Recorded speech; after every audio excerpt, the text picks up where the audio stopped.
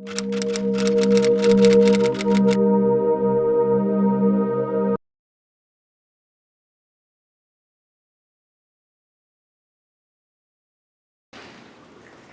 soy de Hungría, nací en Budapest. En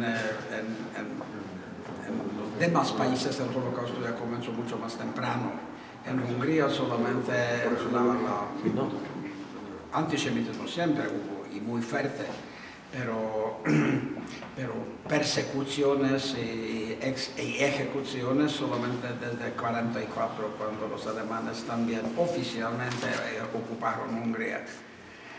En Budapest estuvo tantos judíos que allá no pudieron inmediatamente, pero el interior de la reino Hungría llevaron todos a Auschwitz. Yo estudié, en aquel entonces tuve 16 años, estudié en la preparatoria para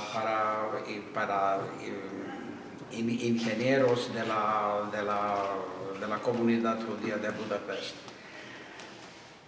Normalmente estuvimos 30, a los primeros de la preparatoria estamos 4 años, estamos 36 alumnos. Aquí solamente ya llegó al fin, y entre paréntesis, cuando finalizamos el bachillerato, estuvimos 12 alumnos, es decir, que 2/3 partes exactamente fallecieron y 1/3 parte sobreviviente yo. Entonces debe que entender que normalmente la pérdida estuvo mucho más fuerte, porque jóvenes varones de 16, 17 años que normalmente pueden ser 3 días sin comer, sin beber y pueden escoger y correr, etc. Si tomamos la población judía en general, mujeres, niños, viejos, viejas, el porcentaje de la pérdida hubo mucho más alto. Y yo todavía no estuve nunca afuera de Hungría, pero estuve en varios campos de trabajo forzado. Hicimos no sé qué, fortificaciones contra el ejército ruso que ya, ucraniano realmente, que ya estuvo aproximando a Budapest y ya no solo está aproximando, si estuvo alrededor. Pero al tema que comencé a intervenir, ¿por qué Europa quedó callado? Porque todos estuvieron muy contentos que los judíos van a exterminar. Todos sabemos que Goldman o yo no sé quién de la agencia judía se pidieron de los ingleses que bombardean, por ejemplo, las líneas de ferrocarril. No necesitamos todos los esfuerzos concentrar que explícitamente, y Roosevelt también. La verdad es que todo el mundo vive en otro lado. Nos escuchamos y muchos supieron hasta más que los judíos, porque tuvieron más fuentes de información. Estuvieron muy contentos que exterminan a los judíos, es la verdad. Los espectadores o participadores pasivos o activos, tristemente durante las guerras, si no eres blanco eres negro, y si no le vas a uno le vas al otro, y no necesariamente es así. Hay gente que ni le va a los nazis ni le va a los aliados, sino simplemente como no le iba a los nazis tenía que irle a los aliados, o viceversa. Siempre sucede así en las guerras. Y por otro lado, los judíos como minoría actuaban como todas las minorías en todas las guerras, en lo cual nadie quiere tener refugiados políticos, y esos refugiados políticos los dan por perdidos. Ellos, los aliados, querían ganar la guerra militar y nadie quería tener 1 millón de refugiados políticos. Entonces, esas dos cosas, el hecho de tener los bystanders, que puedan ser activos o pasivos, era porque así es durante la guerra, siempre es así. Hay gente que está activamente colaborando con los perpetradores, y hay otros que nada más se hacen de la vista gorda. Y eso no quiere decir que odien a las víctimas, sino simplemente eso no me incumbe a mí, por lo tanto, pues que hagan lo que tienen que hacer y yo me hago un lado. Hay gente que se jugó la vida para salvar. Por ejemplo, este año las Naciones Unidas decidieron dedicar esta conmemoración a los justos entre las naciones, aquellas personas que se dieron. Dusosa, Seppo Sekihara, Raúl Wallenberg, definitivamente más de 80,000 judíos salvó, aún y cuando todavía no ha sido nombrado justo entre las naciones, y obró o no obró es la discusión a raíz de sus órdenes de México, ¿no? Pero se jugó la vida porque a nadie le gusta que le quiten a los prisioneros y la forma de hacer dinero, porque era una forma de salir del problema económico que tenía en ese momento Alemania, de pagar a las tropas que tenían. Gilberto Bosque Saldívar, cónsul mexicano en la Francia Vichy, que estuvo preso cuando México entra a la guerra oficialmente con Alemania, es apresado, llevado a Alemania y está ya es liberado en Baden-Württemberg. Son gente que salvaron la vida. Por ejemplo, el cónsul japonés en Vilna, dio como 10,000 pasaportes, después de eso llegó a su país y en Japón fue humillado, fue chulado, y hoy en día uno va a Vilna y va a ver donde estaban presos, donde él vivió, y ve tours específicamente de japoneses, pero te hablo 4 o 5 camiones llenos de japoneses que van a rendirle homenaje por lo que hizo. Acaban de nombrar el año pasado un nuevo justo entre las naciones. La inventó, digamos, este término, pero es un acto perpetuo, esta es una definición oficial de las Naciones Unidas. Esto tiene un carácter legal en la Corte Internacional de Justicia de la ONU, que es la corte que está en La Haya, en Holanda. Actos perpetrados con la intención de destruir total o parcialmente un grupo nacional, étnico, racial o religioso, que bajo los siguientes conceptos: matanza de miembros del grupo, lesión grave a la integridad física o mental de los miembros del grupo, sometimiento intencional del grupo a condiciones de existencia que hayan de acarrear su destrucción física total o parcial, medidas destinadas a impedir los nacimientos en el seno del grupo, o sea, esterilización, y traslado por fuerza de niños de un grupo a otro. Esto se considera genocidio, oficialmente. Entonces, como vemos, después de la Segunda Guerra Mundial, hay numerosos actos de genocidio, unos más famosos y otros menos famosos. Los más recientes en Ruanda y Burundi, con los tutsis y los hutus. No, los más recientes el día de hoy, Darfur. Ah, bueno, también. Está sucediendo ahorita en África, como los decía el rabino Meir Lau, que es el chairman de Yad Vashem, decía que cada 5 minutos mueren aproximadamente 20 o 30 niños.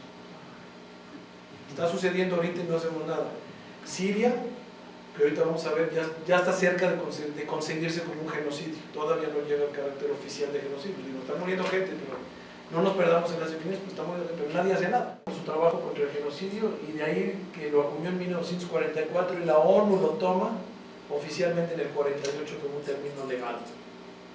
Y como dice un historiador famoso, Gregory Stanton, dice: genocidio es un proceso que se desarrolla en pasos que, ojo, es predecible y se puede influir en él. No sucede de la noche a la mañana, nadie mata de la noche a la mañana a gente, todo se va desarrollando paso a paso. Hay una definición y hay una receta de cocina para generar un genocidio. Y mucho de lo que se maneja hoy en día es crímenes en contra de la humanidad, que son los actos generalizados o sistemáticos contra la población civil, independientemente de si las personas son nacionales o no nacionales, y con independencia de si los ataques son cometidos en tiempo de guerra o en tiempo de paz. Por ejemplo, los ataques pueden constituir asesinato, exterminio, desplazamiento forzado, esclavitud, violación, tortura y otros actos inhumanos. Crímenes de lesa humanidad son esencialmente sobre la violación de los derechos humanos y valores comunes. También es la categoría que abarca crímenes de guerra y genocidio, y ambos están bajo la jurisdicción del derecho internacional. En el caso de los judíos, se dice que empezó a haber crímenes en contra de la humanidad en Alemania y en Austria cuando a los judíos se les quita su ciudadanía. Aquellos que nacieron ahí dejaron de ser ciudadanos de ese país, pasan a ser ciudadanos de segunda o tercera, y son víctimas del gobierno. Y algo que quiero aclarar es algo que dijo Elie Wiesel cuando le dieron el Premio Nobel de la Paz en 1986, que le dijeron: ¿por qué hacen tanto escándalo los judíos por sus 6 millones de víctimas en la Segunda Guerra Mundial, si los rusos perdieron más personas que los judíos? Y él contestó: es cierto, no todas las víctimas de la Segunda Guerra Mundial eran judíos, pero todos los judíos, por definición, eran víctimas. Entonces, como ven, crímenes de la humanidad es un evento más generalizado que un genocidio.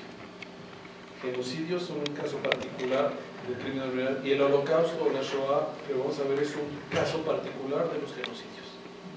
Pero todo se castiga de la crimen en la Corte Internacional de La Haya. Ahorita, por ejemplo, hay varios procesos contra ex serbios que cometieron crímenes contra la humanidad en Serbia y en Bosnia. En particular en Srebrenica. Y que ese sí se puede considerar genocidio, pero muchos de los inculpados, que otros ya murieron y otros están presos, están contra crímenes de la humanidad. Y eso fue la base de los juicios de Nuremberg, por eso las Naciones Unidas adoptan. El juicio de Nuremberg era un juicio legal bajo los términos crímenes de guerra, crímenes contra la humanidad y básicamente barbarie, ¿no? Eso fueron básicamente las tres categorías que se juician en Nuremberg, ¿no? Siguiente.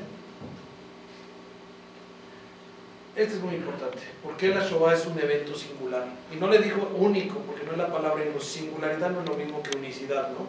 Entonces la singularidad nos dice la totalidad de la matanza. Por primera vez existe un propósito de matar a todos los judíos sin distinción de religión, sin distinción económica, sin distinción racial, porque si nos damos cuenta, no todos los judíos somos iguales en los diferentes países. Fue una matanza generalizada en todos los países de Europa, que posteriormente, si hubiera triunfado, se iban a ir a Estados Unidos y América. Eso está escrito en Mein Kampf 2. Pero bueno, la universalidad de la matanza. Por primera vez la matanza del pueblo está dirigido a todo lugar donde se encuentre la víctima, en los territorios de fuera de ellos. La ideología antipragmática, contrariamente a la culpabilidad, los judíos no tenían una influencia significativa sobre la economía, la política o la fuerza militar, que eso es el caso de Europa, eran minorías. Damos el ejemplo que en Alemania había 500.000 entre los 50 millones, y la mayor, ¿qué quisiera ser? 1%. Y la mayor parte de los alemanes nunca habían visto un judío, por ejemplo. Y peor en los otros países como Rumania y todos ellos, ¿no? En Hungría, creo que había 800.000, pero había muchos más millones de húngaros, ¿no? Por ejemplo.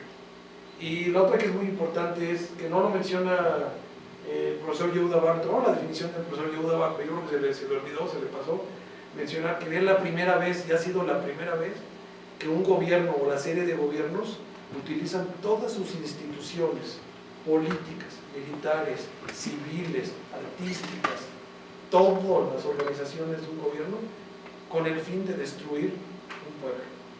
Y eso es lo que hicieron todos los países colaboradores para destruir al pueblo y a otras minorías. Pero es la primera vez y no se ha vuelto a repetir en ese sentido ningún genocidio que incorpore esa totalidad, ¿no? Y hablando de gente educada, ¿no?